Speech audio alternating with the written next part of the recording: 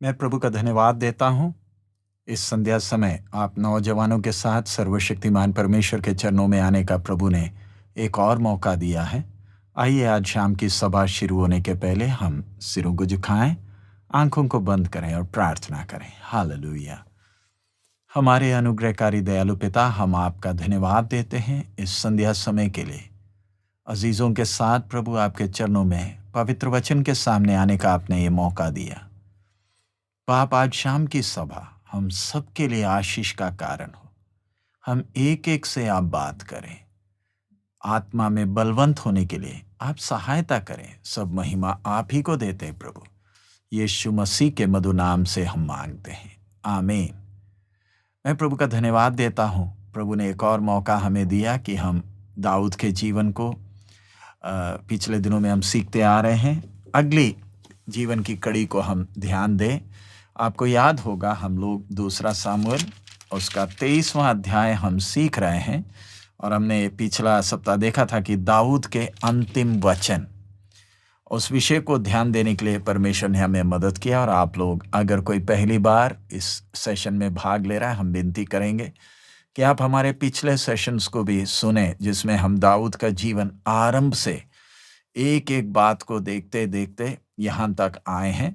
सो इधर हमने अब ध्यान देखने का विषय क्या है। सबसे पहले अब आज हमारा अध्ययन दूसरा सामुएल 23वां अध्याय का 8 से लेकर आगे को हम सीखेंगे। मैं पढ़ूंगा दूसरा सामुएल 23वां अध्याय उसके 8वें वचन से लेकर उसके 10वें वचन तक हम पढ़ेंगे। दाऊद के शूरवीरों के नाम ये हैं, अर्थात तहकमोनी योशेब्या शेबेत जो सरदारों में मुख्य था, वह असनी अदीनो भी कहलाता था, जिसने एक ही समय में 800 पुरुष मार डाले। इसके बाद अहोही दोदे का पुत्र एलियाजर था। वह उस समय दाऊद के संग के तीनों वीरों में से था, जबकि उन्होंने युद्ध के लिए एकत्रित हुए फिलिस्तियों को ललकारा और इस्राएली पुरुष चले गए थे।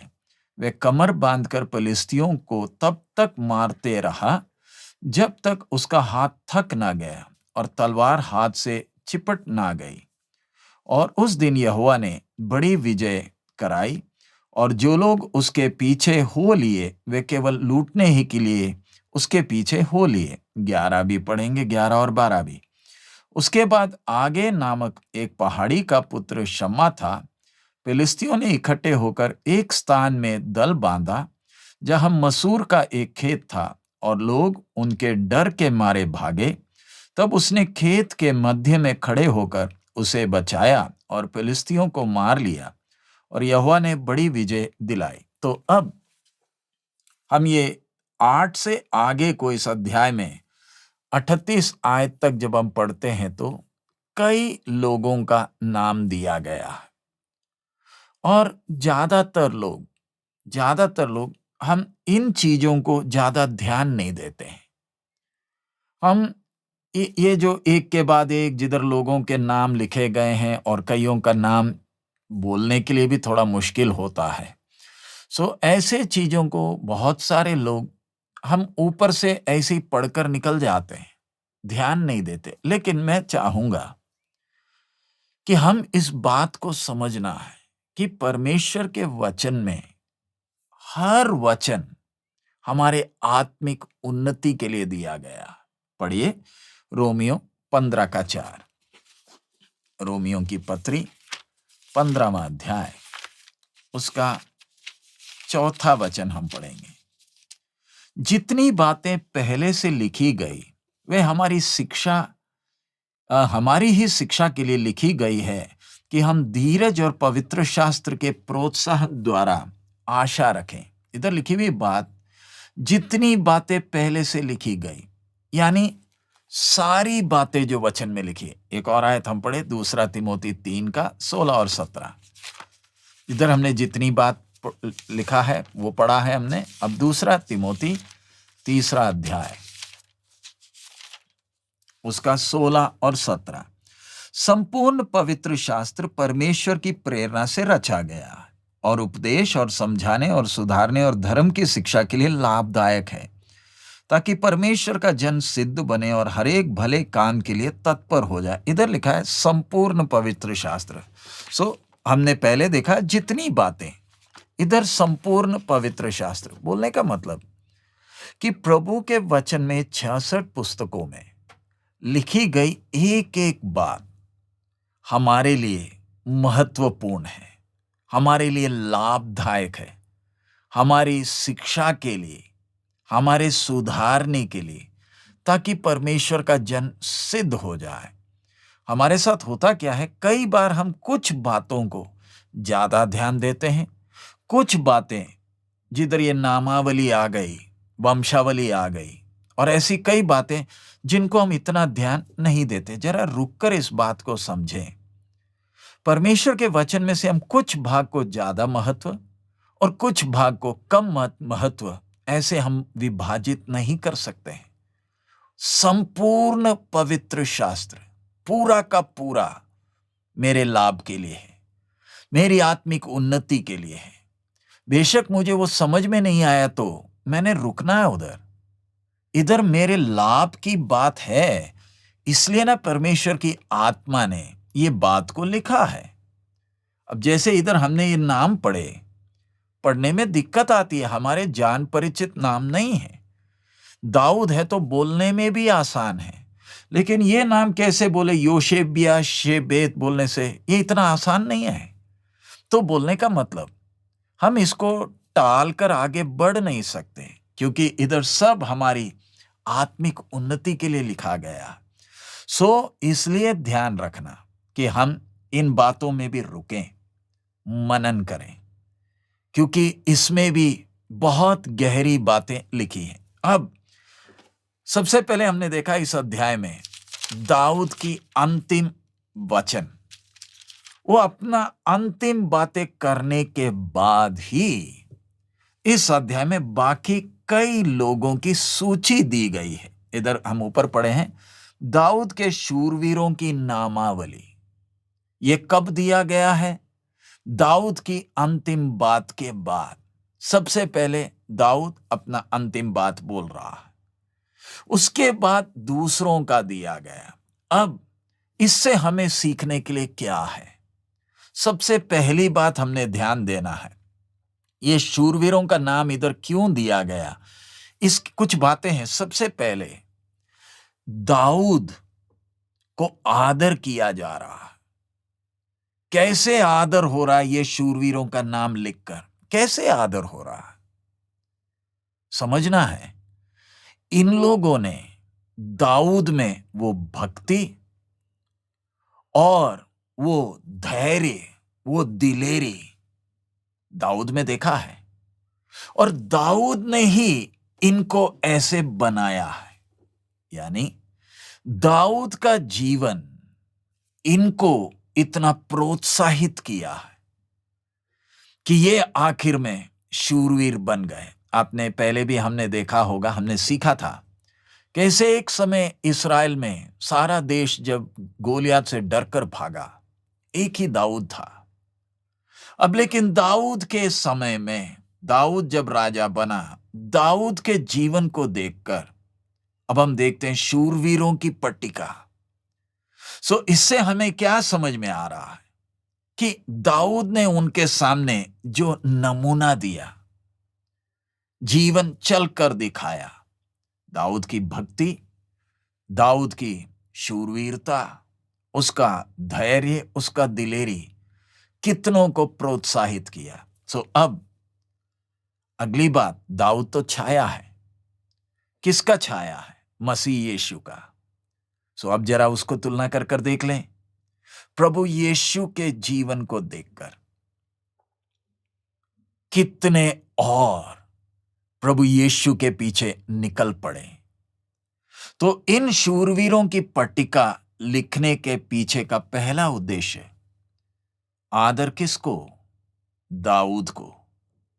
इसी प्रकार एक समय आएगा जब प्रभु यीशु ने अपना सेवा पूरा कर प्रभु पिता के दाहिने ओर बैठे, मतलब मसीह ने जो काम करना था कर लिया। उसके बाद कलीसिया की बारी आती, जब कलीसिया का भी दूसरी छोर में, उस बड़े जन समूह में कलीसिया के शूरवीरों का नाम बुलाया जाएगा। ये शूरवीर कैसे बने? इन्होंने मसीह यीशु को देखा।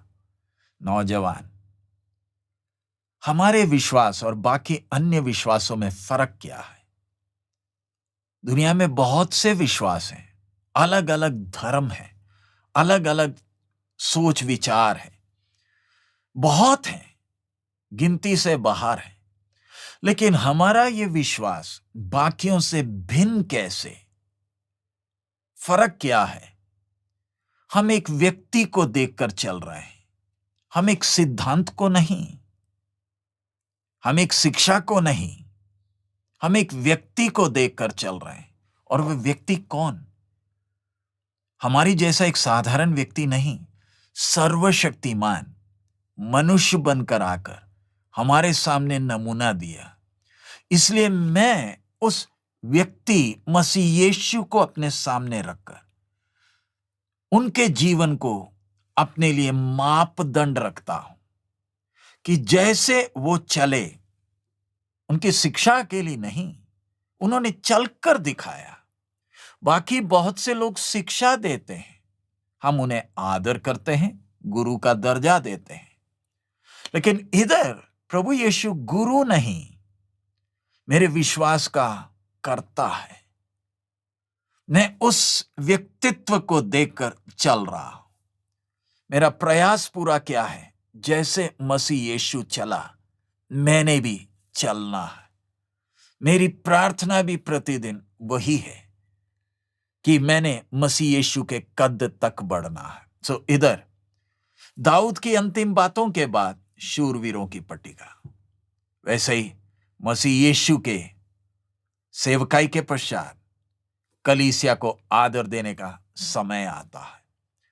नंबर 2, अब हमने जैसे पहले देखा ये दाऊद को आदर देते हुए है। नंबर 2, दाऊद को राजा बनने में, दाऊद के राज्य को संभालने में, दाऊद के राज्य को और विशाल करने में, उसके लड़ाइयों में अपनी शूरवीरता दिखाने में इन लोगों का अहम योग्यता, अच्छी तरह समझना, इन लोगों का योगदान था दाऊद के उस सिंहासन को स्थिर करने में, दाऊद के राज्य को और बढ़ाने में इनका योगदान है। इन्होंने अपने जीवन से यह प्रमाण किया है कि हम साधारण नहीं हैं, शूरवीर हैं, बोलते हुए नहीं, अपने चाल चलन से। अब एक और बात आपने ध्यान देना है कि दाऊद को जब प्रभु ने खड़ा किया, हां, साउल दुश्मन था, कत्ल करने का बहुत कोशिश किया, तो भी जब परमेश्वर ने दाऊद को खड़ा किया, परमेश्वर ने दाऊद के सहयोग के लिए भी कितनों को खड़ा किया। उस बात को हमेशा ध्यान देना। जब परमेश्वर एक बीज बोने वाले को, जब एक बीज बोने वाला निकलता है, उसके साथ ही साथ जमीन भी तैयार होती है। जमीन तैयार नहीं है तो बीज बोने वाले का तो अर्थ ही नहीं है। वैसे ही परमेश्वर ने आपको खड़ा किया है, प्रभु आपको इस्तेमाल करना चाहता है, तो उसी के साथ साथ परमेश्वर आपके साथ कंधे से कंधा मिलाकर आपको हौसला देते हुए, आपको प्रोत्साहित करते हुए आगे बढ़ाने के लिए और भी लोगों को परमेश्वर खड़ा करता है। जरूर है, कई दुश्मन तो हैं, कई हैं जो निराश करने के लिए हैं, लेकिन उसी समय और बहुत से परमेश्वर खड़ा करता है जो कंधे से कंधा मिलाकर आपके साथ है। सो इधर हम देखते हैं कि कुछ लोग आपके सामने आते, दाऊद के सबके बारे में नहीं लिखा, कुछ लोगों का लिखा। कुछ लोग सबके सामने दिखते हैं, कुछ लोग किसी के सामने आते नहीं हैं। ये दो प्रकार के लोग हैं। कुछ जो सामने दिख जाते हैं उनके कामों के द्वारा, वो दिखाना नहीं चाहते लेकिन उनके कामों से दिख जाते हैं। उसी समय कितने होते हैं जो सामने दिखते ही नहीं लेकिन वो पीछे हैं। ये दोनों हैं। कईयों का नाम उजागर होता है, कईयों का नहीं, लेकिन ध्यान रखें ये दोनों हैं दाऊद के सिंहासन को स्थिर करने में, उसके राज्य को बढ़ाने में इनका भी योगदान है। वैसे ही पढ़िएगा 1 कुरिन्ती 4:5, 1 कुरिन्ती 4 अध्याय उसका 5वां आयत हम देख रहे हैं। मैं विश्वास करता हूं आप भी बाइबल खोल रहे हैं। 4:5, इसलिए जब तक प्रभु ना आए समय से पहले किसी बात का न्याय ना करो। वही अंधकार को की छिपी बातें ज्योति में दिखाएगा और मनों के अभिप्रायों को प्रकट करेगा। तब परमेश्वर की ओर से हर एक की प्रशंसा होगी। उसका मतलब प्रभु यीशु, अब दाऊद छाया असली प्रभु यीशु मसीह एक दिन आएगा, आने वाला है, जब कलीसिया दूसरे छोर में मसीह के सिंहासन के सामने खड़ी है। करोड़ों करोड़ों की लोगों के बीच में उन शूरवीरों का नाम बुलाया जा रहा है। दुनिया ने इनको नहीं देखा लेकिन स्वर्ग देख रहा था। इधर जैसे दाऊद के शूरवीरों का हमने नाम हम पढ़ते हैं, वैसे ही स्वर्ग भी अपने शूरवीरों का नाम पुकार कर उन्हें प्रतिफल देने का एक दिन है। नौजवान, ये कौन है शूरवीर? ये वो नहीं है जिन्होंने दाऊद को सिंहासन में बिठाया वैसे यीशु को सिंहासन में बिठाया, नहीं। ये वो लोग हैं जो दाऊद के जीवन को देखकर प्रोत्साहित होकर अपनी शूरवीरता को दिखाई है। वैसे ही कलीसिया में जिनका नाम पुकारा जा रहा है वो कौन है? जिन्होंने अपने सेनापति प्रभु यीशु मसीह के जीवन को देखा, प्रोत्साहित हुए, उत्साहित हुए और अपने जीवन के द्वारा जहां कहीं प्रभु ने इन्हें रखा था, अपने विश्वास की शूरवीरता इन्होंने दिखाई है। दुनिया ने कईयों को देखा, कईयों को किसी ने नहीं देखा, लेकिन स्वर्ग ने एक एक को देखा है और एक एक को इन सबके सामने नाम बुलाकर आदर करने का एक समय है। प्यारे नौजवान, हम ये वचन सीखते वक्त अपने आप को जांचें, क्या मेरा नाम बुलाया जाएगा?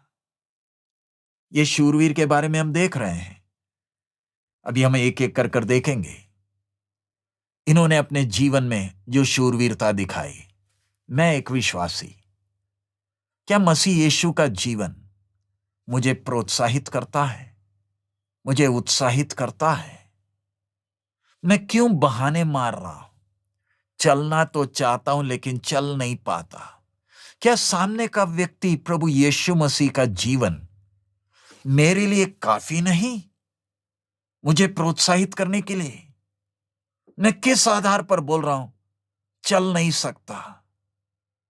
इसका मतलब मैं मसीह यीशु के जीवन से प्रोत्साहित नहीं हूं, मैं बहाना देख रहा हूं। अब अगला, तीसरी बात, इनका नाम क्यों लिखा गया? ताकि इनकी पीढ़ी एक बात को समझ ले कि हमारे बाप दादे या हमारे देश के जो बाकी लोग थे, उन्होंने कैसे शूरवीरता दिखाई,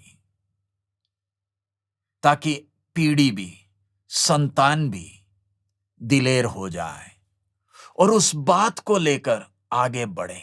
उदाहरण, हम अपने 15 अगस्त को, अपनी देश की आजादी को हर साल याद करते हैं। 26 जनवरी के गणतंत्र दिवस को याद करते हैं। शूरवीरों को याद किया जाता है। क्यों याद करते हैं? उन्होंने किए हुए एक एक बातों को हम क्यों याद करते हैं?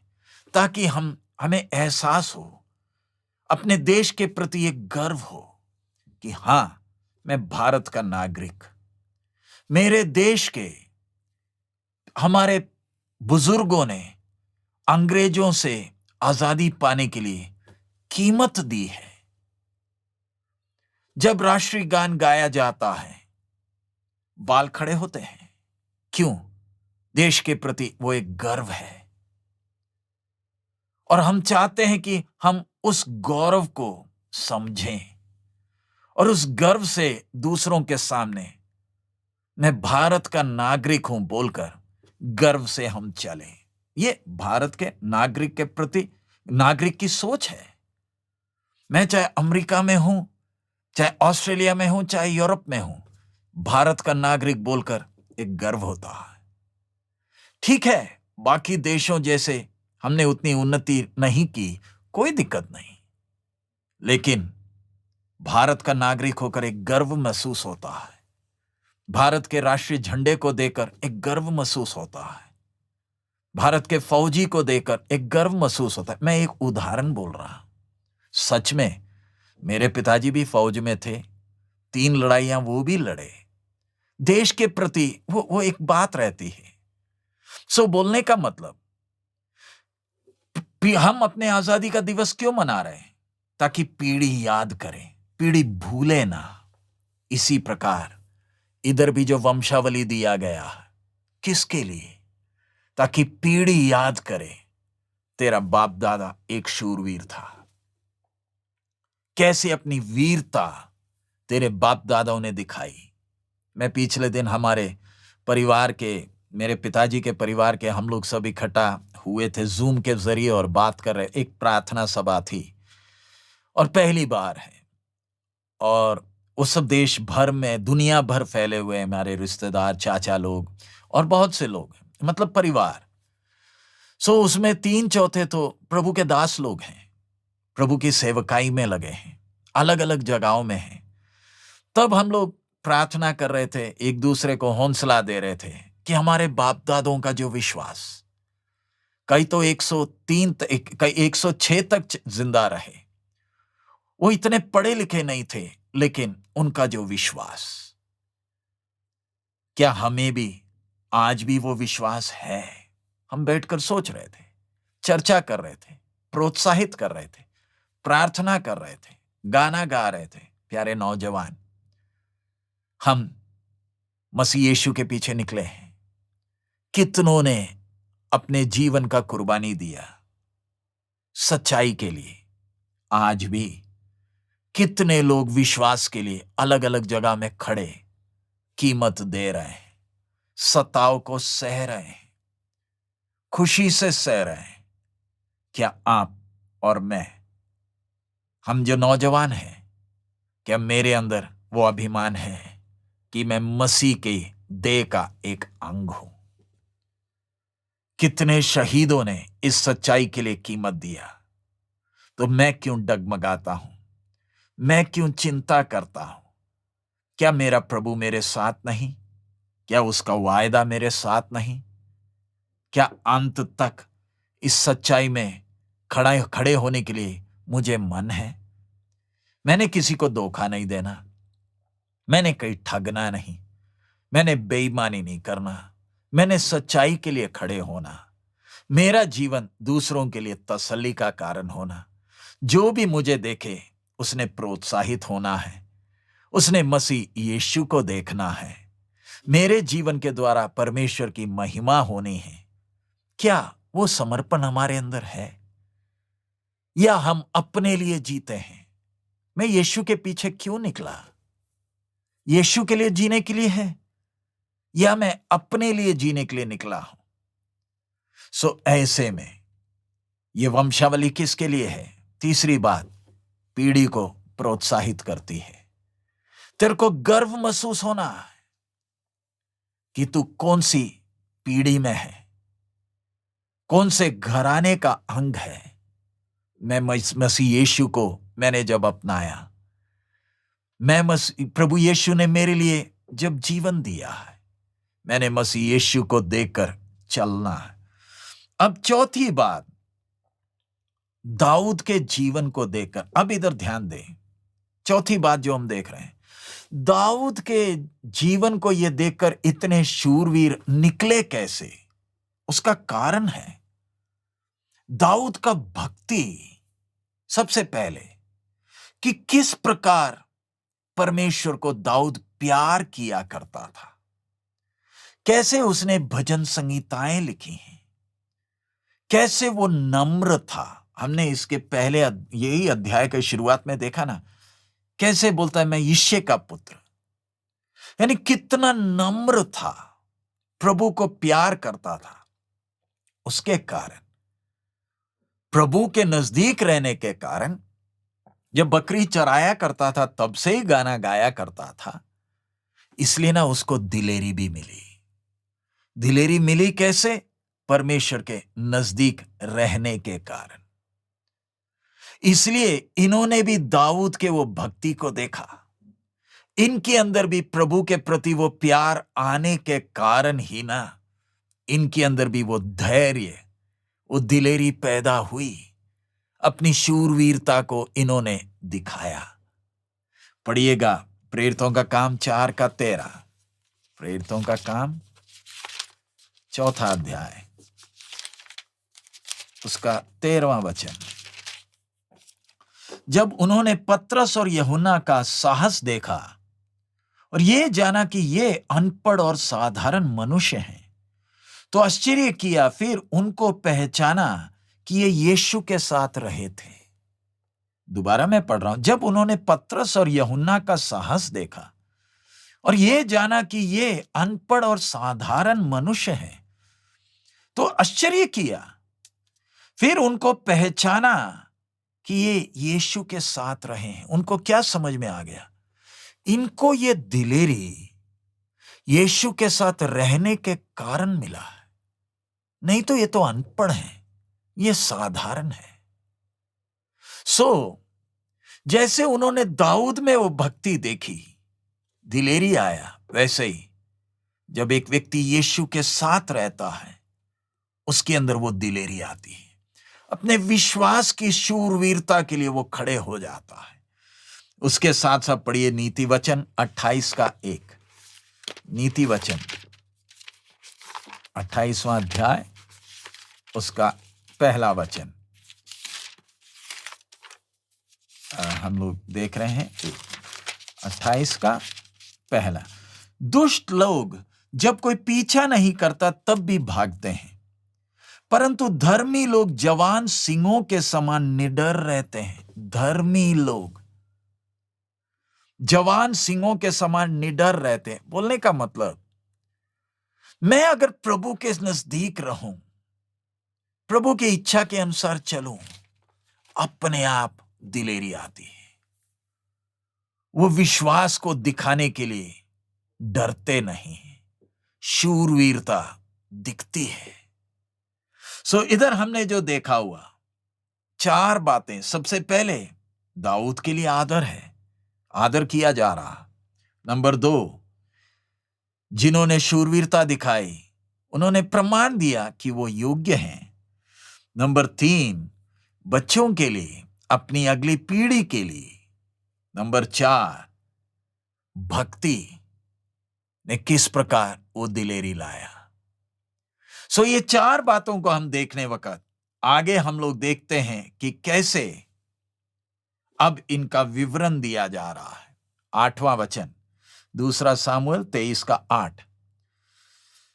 इसी के साथ हम पढ़ सकते हैं पहला इतिहास 11:10-41 भी इसी के साथ तुलना कर पढ़ सकते हैं। उधर भी यही घटना का विवरण दिया गया। मैं इधर 8 पढ़ रहा हूं।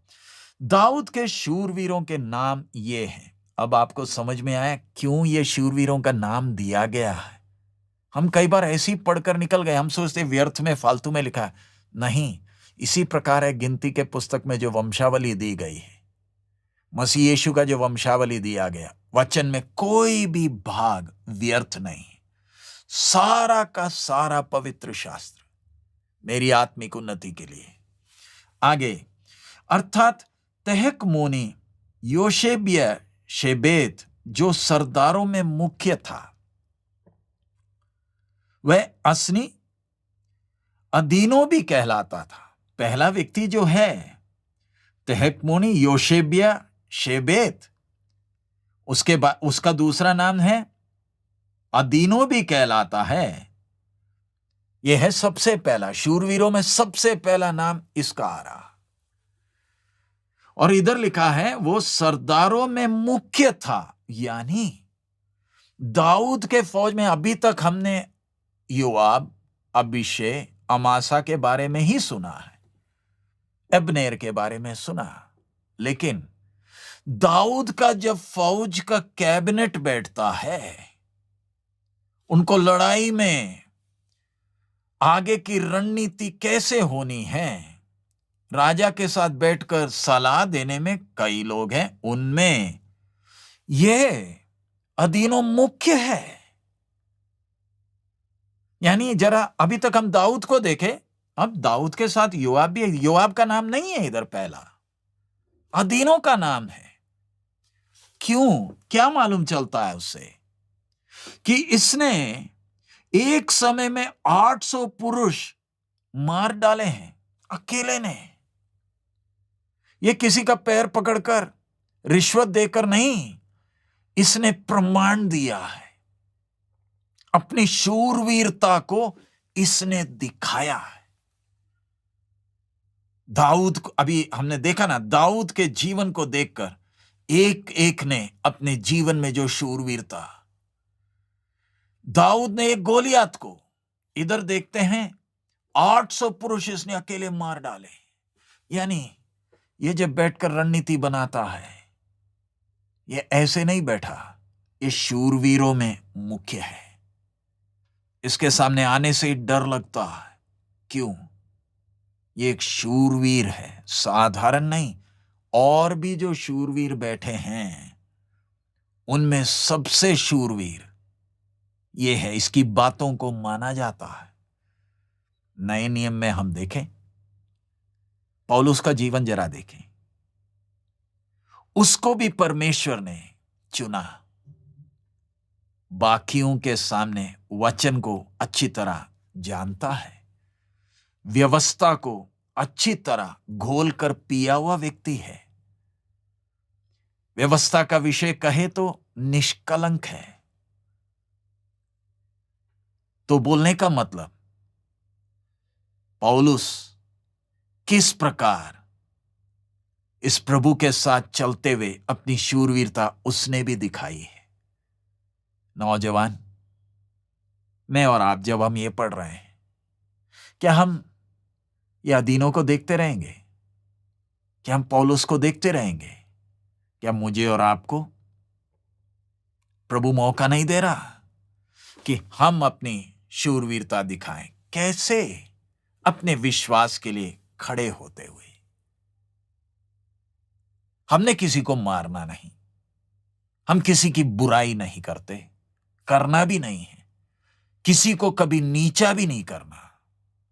हम दूसरों को आदर करते हैं, दूसरों के विश्वास को आदर करते हैं, लेकिन अपने विश्वास में समझौता नहीं करते हैं। कीमत देनी पड़े कोई दिक्कत नहीं, हम इस विश्वास के लिए खड़े होंगे ताकि दूसरे भी हमें देखकर परमेश्वर की महिमा को देख सके। आगे हम लोग जब देखते हैं कि कैसे अगला हम 9वें वचन में हम आ रहे हैं। उसके बाद अहोही दोदे का पुत्र एलियाजर था। वह उस समय दाऊद के संग के तीनों वीरों में से था। जबकि उन्होंने युद्ध के लिए एकत्रित हुए फिलिस्तियों को ललकारा और इस्राएली पुरुष चले गए थे। वे कमर बांधकर फिलिस्तियों को तब तक मारता रहा जब तक उसका हाथ थक ना गया और तलवार हाथ से चिपट ना गई। और उस दिन यहोवा ने बड़ी विजय कराई और जो लोग उसके पीछे हो लिए वे केवल लूटने ही के लिए उसके पीछे हो लिए। तो अगला व्यक्ति हम जो इधर देख रहे हैं, अदीनों के बाद जो अगला आया है, उसका नाम हमने देखा एलियाजर। और इसके बारे में हम देखते हैं, प्रभु का आत्मा उधर लिख रहा है कि ये 3 वीरों में से एक है। जब बाकी लोग, इधर प्रभु का वचन कहता है, इस्राएली पुरुष चले गए थे, फिलिस्तियों ने ललकारा तो बाकी सब चले गए थे, लेकिन ये एलीआजर कमर बांधकर फिलिस्तियों को तब तक मारता रहा। यानी जब बाकी चले गए, रुककर जरा इस बात को सोचें, जब बाकी चले जाते तो क्या निराशा नहीं आती? निराश हो सकता है ना। मैं क्यों अकेला खड़े रहूं? मैं क्यों कमर बांधकर ही खड़े रहूं जब मेरे दाएं बाएं लोग जा रहे हैं? फिलिस्तियों का ललकार को देखकर दिलेरी है नहीं, विश्वास को छोड़ रहे हैं, समझौता कर रहे हैं। एलीआजर कमर बांधकर खड़ा रहा। और उधर हम पढ़ते हैं, फिलिस्तियों को तब तक मारता रहा जब तक उसका हाथ थक ना गया। यानी बीच में छोड़कर नहीं जा रहा, जब तक हाथ थक नहीं गया और तलवार हाथ से चिपट ना गई। यानी इतना मारा अकेले। यह है शूरवीर की खूबी। बाकी तो सिर्फ उसके पीछे लूटने ही के लिए ही थे। सो नौजवान, निराशा आती है, पौलुस के जीवन में भी आई। 2 तिमोथी 1:15 हम पढ़ 2 तिमोथी 1:15 में पढ़ रहा हूं। 2 तिमोथी 1:15। तू जानता है कि आसिया वाले सब मुझसे फिर गए हैं, जिनमें फुगिलुस और हिरमुगिनेस है। उनेसिफुरुस के घराने पर प्रभु दया करे, क्योंकि उसने बहुत बार मेरे जी को ठंडा किया और मेरे जंजीरों से लज्जित ना हुआ। इधर 15 में हमने पढ़ा कि आसिया वाले सब मुझसे फिर गए हैं। हमने उधर देखा ना, एलीआजर से भी लड़ाई का ललकार सुनकर कितने पुरुष चले गए। हे नौजवान, तू दाएं बाएं लोगों को देखेगा, तू भी रणभूमि छोड़ देगा। तू दूसरों को ना देख, तू केवल हमारे विश्वास का सिद्ध करने वाला मसीह यीशु को ही ताकते रहे। और इधर एलीआजर का नाम क्यों? क्या इसका नाम होना चाहिए? अकेला खड़ा, कमर बांधकर।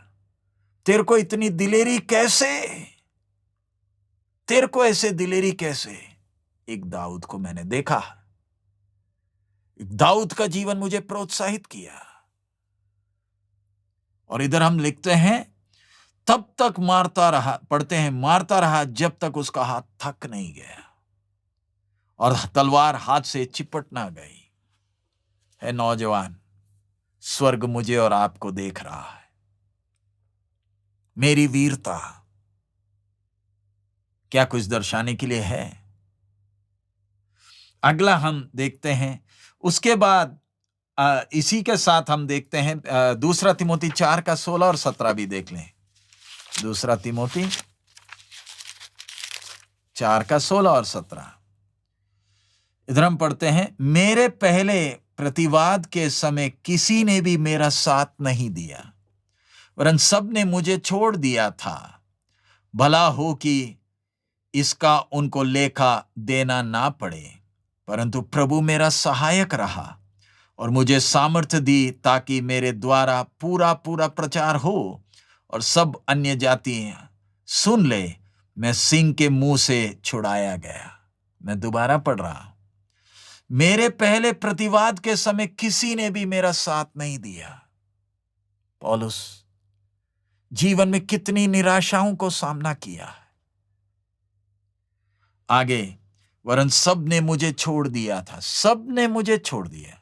नौजवान, जब सब तुझे छोड़ देंगे क्या तू खड़ा रहेगा?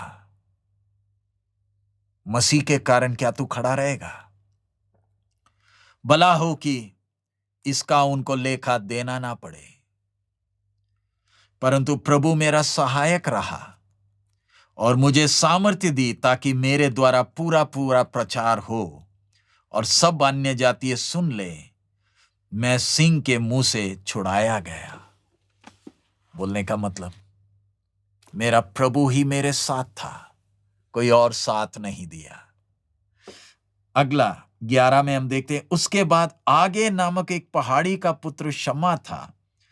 फिलिस्तियों ने इकट्ठे होकर एक स्थान में दल बांधा जहां मसूर का एक खेत था।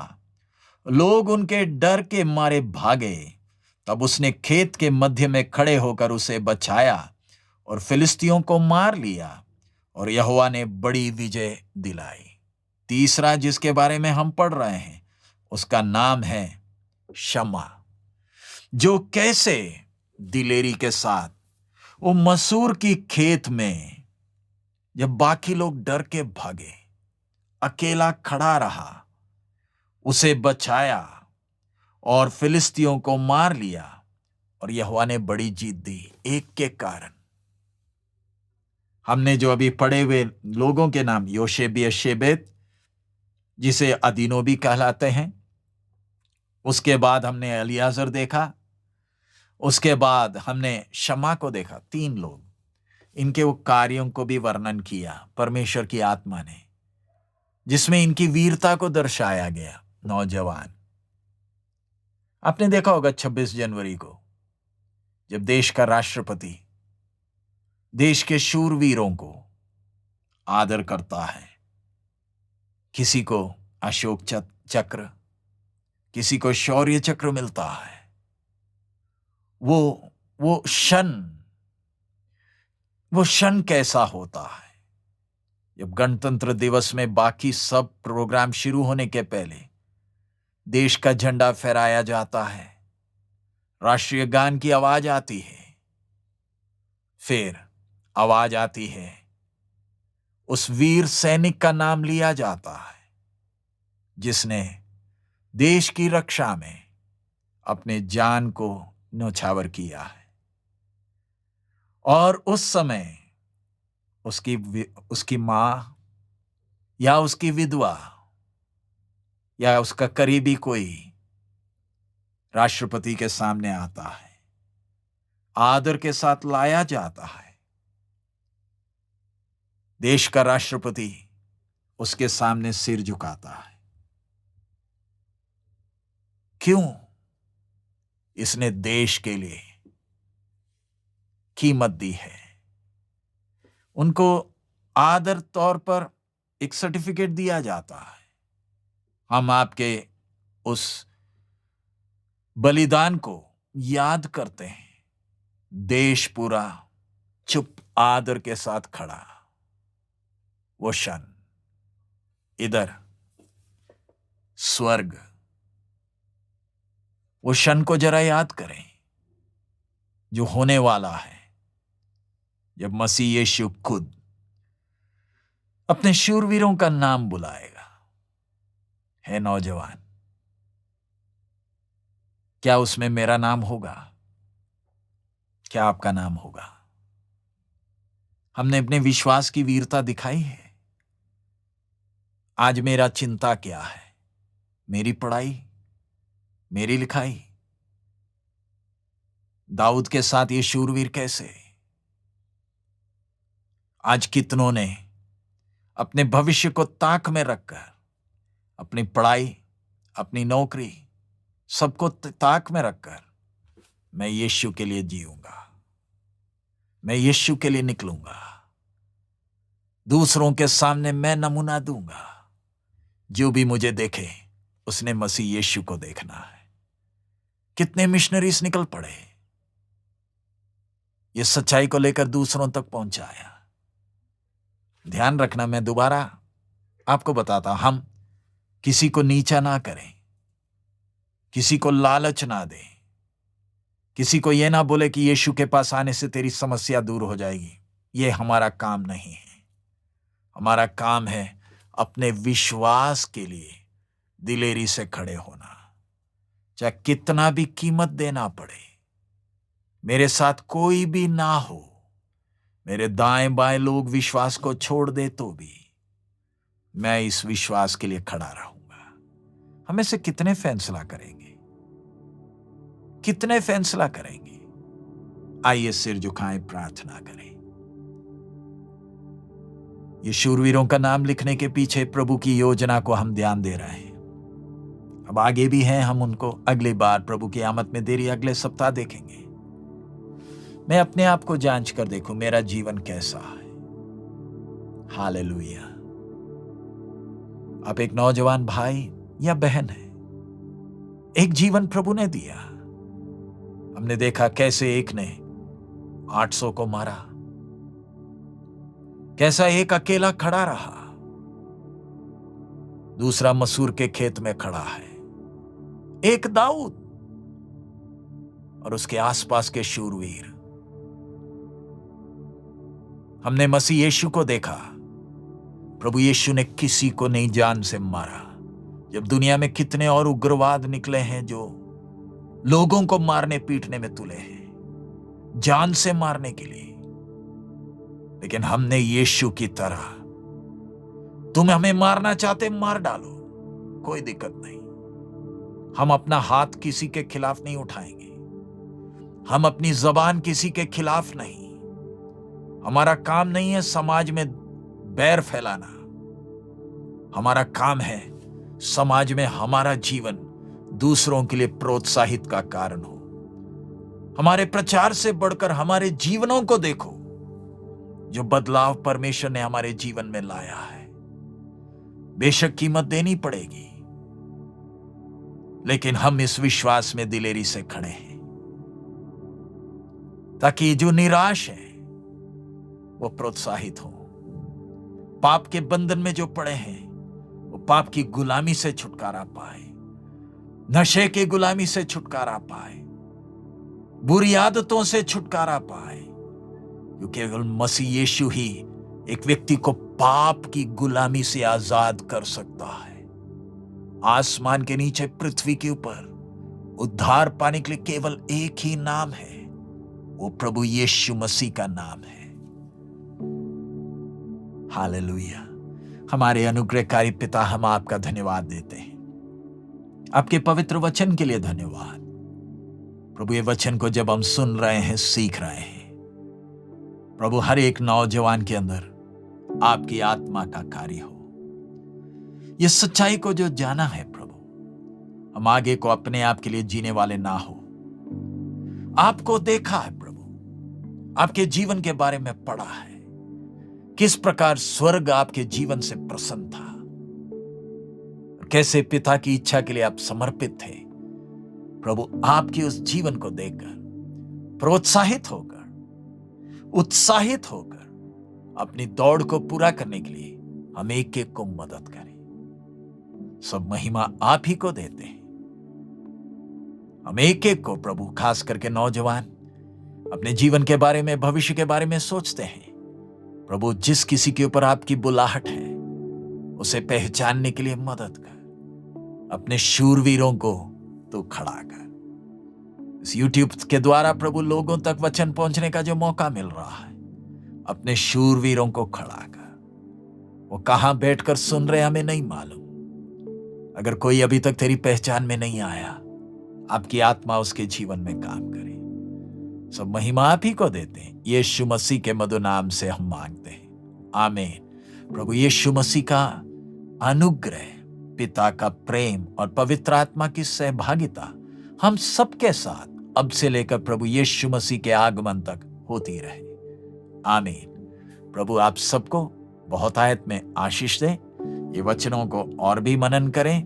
प्रभु की मर्जी है, अगले सप्ताह फिर हम हाजिर होंगे, वचन सीखेंगे। प्रभु आप सबको आशीष दे। तब तक के लिए प्रभु की आशीष आप पर बनी रहे। मारानाथा।